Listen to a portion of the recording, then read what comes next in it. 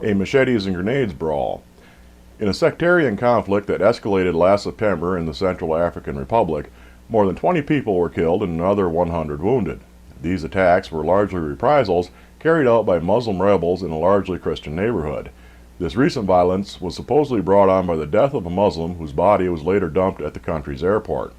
Thousands of people fled as the rebels, who wielded machetes, burnt down houses and cars. The Voice of Peace Muslim community radio station and a church in the 5th District were also among the buildings targeted in these attacks.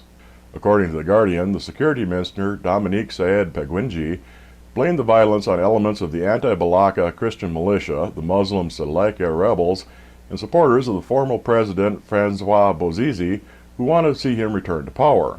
Minister Dominique stated that these are armed groups who don't subscribe to a logic of disarmament and want to split the country. All of these people have the same interest in wanting to see the transition ruined and the coming elections halted. So far, nearly 3 years of Christian versus Muslim violence has led to 6,000 deaths and 800,000 people displaced. An election was supposed to take place on the 18th of October to replace the interim government led by President Catherine Samba-Panza, but was delayed for 2 reasons: general unrest and to give the interim government time to disarm the rebels. However, many Christian rebels have blamed President Samba-Panza for failing to stop the violent clashes and want to see her removed from power. Myanmar radical monk endorses ruling party.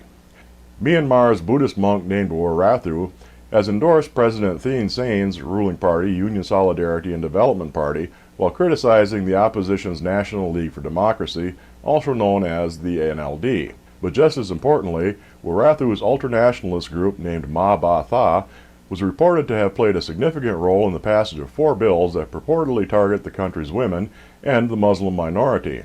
The passage of these laws reportedly heightened religious tensions. Since 2012, Warathu and other Buddhist monks have been linked to sectarian violence that has led to the death of hundreds of people and the subsequent displacement of thousands more. This religious violence is based on simmering anti-Muslim sentiments.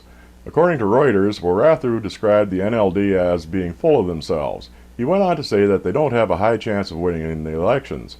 If we have to choose the best, then it is President Thein Sein's government. They could open doors and work step by step for peace and development.